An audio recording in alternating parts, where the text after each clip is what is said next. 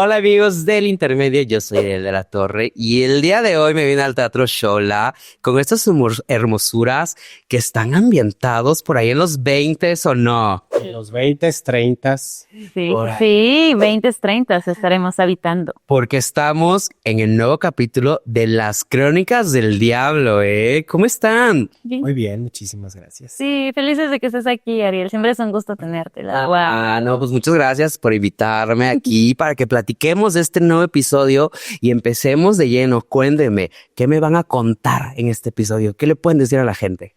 Pues mira, este episodio se llama La Generación Perdida, en donde abordamos el tema de los contemporáneos, que fue un grupo de escritores, pintores, poetas, teatreros, homosexuales, feministas, que es una generación que, como lo dice el título, se nos perdió.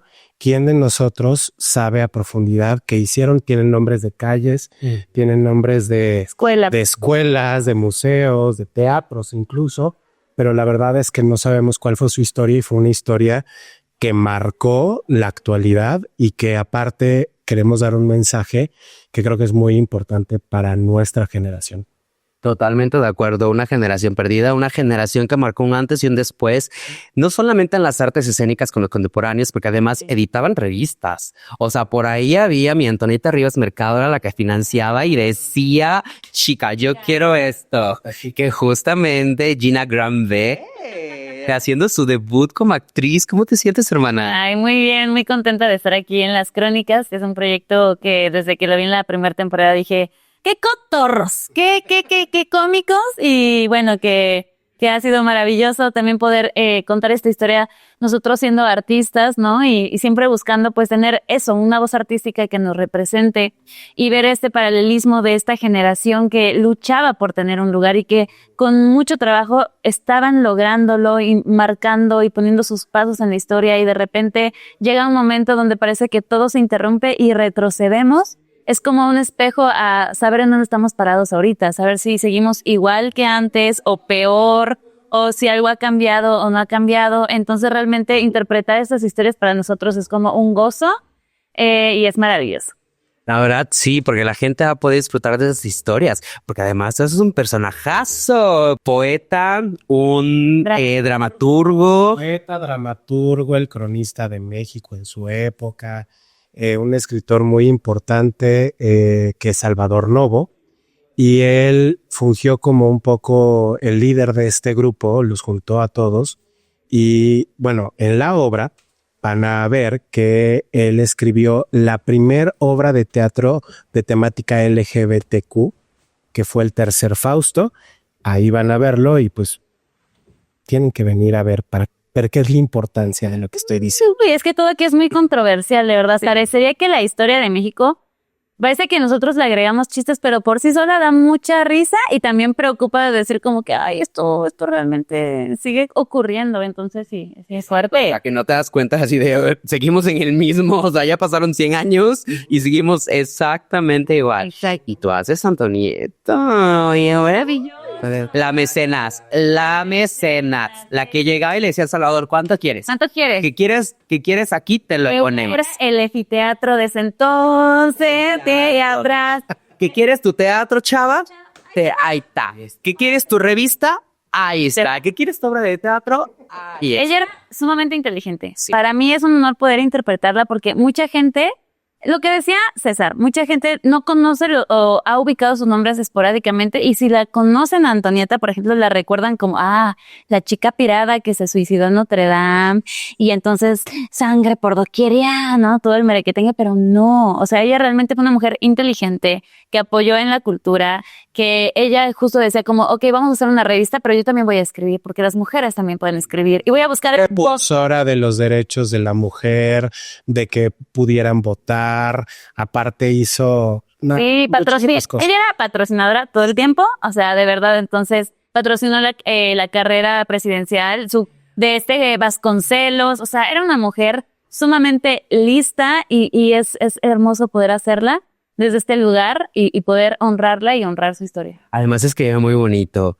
O sea, las cartas de amor que le escribió el pintor, O sea, las lees, Leyes. dices, a Rodrigo dice, esto es amor. O sea, nunca se besaron. No le decía, mana, oye, yo te quiero, te amo, hazme la switch. Y el otro le decía, no, mana, somos hermanas. Somos hermanas. Y o sea, así, mira, ella decía como te amo. pero se entregaba mucho. Y bueno, con Vasconcelos ni se diga. Aquí hay momentos que tú dices como, oh, qué tenso es todo. Sí, o sea, Sí. el hecho de que, o sea, lo que significó su muerte en Notre Dame, enfrente a la Virgen, Sí, él, todo. y con el arma de Vasconcelos además, Además, oh, y con el hijo además, con el hijo, le quitaron el dinero y él dijo, ¿saben qué? Vámonos. Pero justo también toca estos temas, ¿no? Como el suicidio, buscar tu lugar en el mundo y demás. Es fuertísimo porque justo hablar de esta compañía que fue la primera compañía de teatro mexicano que existió y que cada 2 semanas cambiaban de temporada. Si a ustedes les parecen locos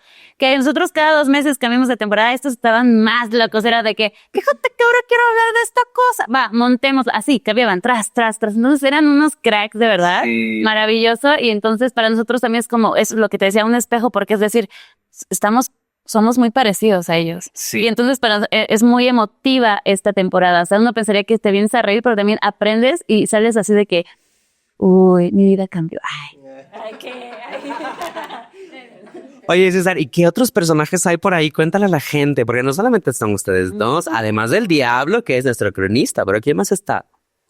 Manuel Lazo, Pellicer, Javier Villaurrutia, bueno, el mismísimo Diablo, obviamente. Nahui Olin, María Izquierdo. Agustín Lazo. O sea, muchísimos ahí. Bueno, no son muchísimos. Más de 10 actores en escena, menos de 12, porque no nos alcanzó. Los demás voz en off, dicen. No, Sí, pero lo padre de esta temporada y de esta obra en particular es que todos, o sea, se sabe un poco de todos tienen una voz, todos pueden decir cosas. Y creo que así funcionaba el grupo de los contemporáneos, o sea, cada quien tenía su voz muy particular y cada quien la usaba para la poesía, para el teatro, para la dramaturgia, para lo que fuera, Sí. pero usaban su voz. Y aquí en esta obra se refleja precisamente eso, aparte de que también somos un grupo, o sea, como que hay una metaficción ahí muy interesante. Sí, hay como muchas similitudes y eso está muy padre, porque además, como dices, le dejan la espinita a la gente para decir, a ver, ¿qué más me puedo enterar de este personaje que tal vez no conocía, que tal vez daba por hecho que existía, o sea, que ni existía, más bien si no los había escuchado nombrar por ahí. Claro. Oigan, y por ahí tuvieron ya un estreno antes. ¿Cómo fue la reacción del público? Cuéntamelo todo y exagérenmelo. Mira, te diría que exageré, que voy a exagerar, pero realmente fue una respuesta muy inesperada porque nosotros no sabíamos cómo iba a reaccionar el público. A nosotros nos gustó mucho el trabajo que terminó haciéndose, pero de repente gente que nos escribió, que se nos acercó, que vino a la función de estreno y nos dijo, es mi temporada favorita, es una... muy agradecido sobre todo porque están aprendiendo un tema nuevo. La temporada pasada fue el Cine de Oro Mexicano que también le gustó muchísimo. La diferencia es que ahí ya se conocían algunos personajes, ¿no? Yo hice a María Félix. ¿Qué eras tú? Era hombre. Pido una cámara. Pero en esa temporada pues se conocía a María Félix, Dolores del Río, Emilio Fernández, todos ellos. Y como que ya más o menos tenían una noción de la vida de estas personas. En esta temporada, como no saben nada, hay una serie de sorpresas, porque hablamos también de las personas que estuvieron en oposición y que ya verás cuáles son los villanos de la historia. Sí, pero la verdad es que es muy sorprendente porque justo nosotros decíamos, ok, a nosotros nos está sensibilizando mucho este tema porque somos artistas y somos actores, actrices, actuantes, pero la gente que no ubica esos nombres a ver cómo lo recibe. Nos decíamos con un poquito de, pues hagamos lo que tenemos que hacer y en cuanto se levantó el telón y demás y la gente empezó a reaccionar, una calma de decir, esto está pasando. Entonces, y realmente recibir mensajes así de que, neta, Biblias que nos mandaban por Instagram, de que es que sentí esto, y yo estoy estudiando teatro, yo siempre quise hacer pintura y mi mamá nunca me dejó y ahora quiero retomarlo. Fue una cosa que a nosotros nos impactó mucho. Wow, y eso está muy padre que están logrando, o sea, en este tercer episodio, Sí. y que ya van haciendo su fan base también, obviamente, y que la gente va a venir en cada episodio. Oigan, pero cuéntenme rápidamente, ¿qué datos por ahí interesantes de esa época perdida de los contemporáneos se va a poder enterar? La gente, no me digan todos, pero sí cuéntame algunos, para que la gente que nos va a ver se quede picada y diga, lo quiero ir a ver. Como de chismecito. Como de chisme. A nosotros nos encanta el chisme. Mira, un chismecito que a lo mejor a la gente sí le va a impactar es que fue una época, empieza la obra en una época en donde no había tanto prejuicio con respecto a la homosexualidad, porque la homosexualidad no era una cosa identitaria, no era una cosa de que yo soy gay, era que eso es más reciente, era algo que se hacía. Yo practico la homosexualidad y este grupo se juntaron y pues se hablaban de que tal es joto y hacían como poemas y hacían cosas referentes a la sexualidad, que eso no se daba antes y la gente lo aceptaba bastante bien. Luego pasa Cosas que pasan. cosas que pasan en la historia en donde ya la gente empezó a reprimir, ¿no? Después de la revolución como que les dejó de importar y de repente un poquito después, 10 años después, les empezó a importar mucho. Y eso es algo que la semejanza con lo que está pasando en la actualidad, vamos viendo. Y tú, cuéntame un chismecito. A ver, que mucha gente ubica a Vasconcelos, pero él previamente en su camino para buscar ser presidente, hizo una campaña de analfabetización para que mucha gente pudiera, con cualquier libro que existiera, él decía, como no importa qué libros tengan, tráiganlos y enseñémosle a la gente a leer. Y fue el mayor éxito que hubo. Así de que de verdad fue una locura, porque más de la mitad del país que estaba nulo en ese conocimiento, pudo acceder al conocimiento de leer. Y también, pues Vasconcelos, todos sabemos que pues él había dado sorprendente, pero pues fue la primera vez que se hizo como el mayor fraude electoral en la historia con el PNR, que hoy es el PRI, que bueno, pues ahí lo dejamos en la mesa. Pero sí, esos son como chismecitos que podemos decir chiquitos, porque hay otros muy buenos, pero si no se los queremos spoilear, tienen que venir. Pude haber dicho eso. Pero sí tiene razón, o sea, Vasconcelos fue uno de los, bueno, además que fue del primer secretario de Educación Pública, fomentó esto, justamente mucho la literatura, hizo muchos de los cuentos que existían en las comunidades, los trajo, los imprimió y los empezó ahora sí que a divulgar por todos lados. Además de que él dijo, pues ahora, ¿qué le voy a decir a los mexicanos que vamos a celebrar? También lo puso ahí, el chico puso aquí. Yo he de confesar que uno de mis poetas favoritos de toda la vida de los contemporáneos es José Gorostiza. O sea, cuando yo descubrí a José Gorostiza dije, ¿qué es esto? O sea, Sí. así me explotó la cabeza con su poema de quién me compró una naranja en forma de corazón, quién me compró una naranja, ya no me acuerdo cómo va, pero más o menos así. Claro. Pero entonces a mí me da mucho gusto que justamente esta obra va a abrir esta oportunidad para que la gente se entere. Hay muchos, mira, fueron tantos los personajes que aparecieron en el grupo de los contemporáneos. Aquí abordamos unos cuantos, porque realmente funciona muy parecido a como funcionó la temporada anterior, que realmente es un episodio en donde están entrando en una ficción de que están poniendo una obra de teatro.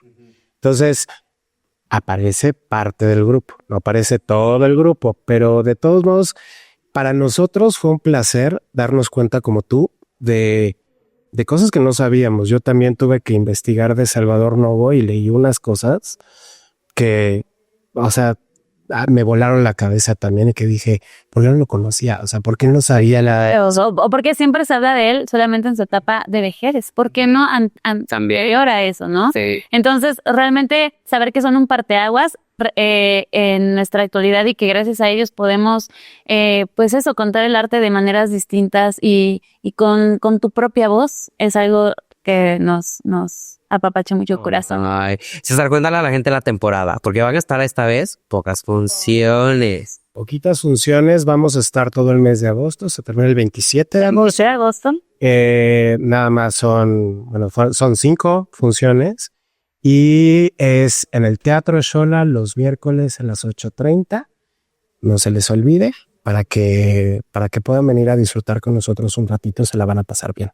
Y cuál a la gente, ¿dónde se puede enterar toda la información, sus redes sociales y dónde pueden conseguir los boletos? Claro que sí, nos pueden encontrar en todas las redes sociales como Las Crónicas del Diablo. Se cambia temporada aproximadamente cada 2 meses y medio. Y aunque es una serie teatral, no tienen que ver los episodios en orden. Realmente puedes venir al capítulo 3, capítulo 5, capítulo 1 y siempre vas a salir riéndote, divirtiéndote y puedes comprar tus boletos en taquilla o en Ticketmaster.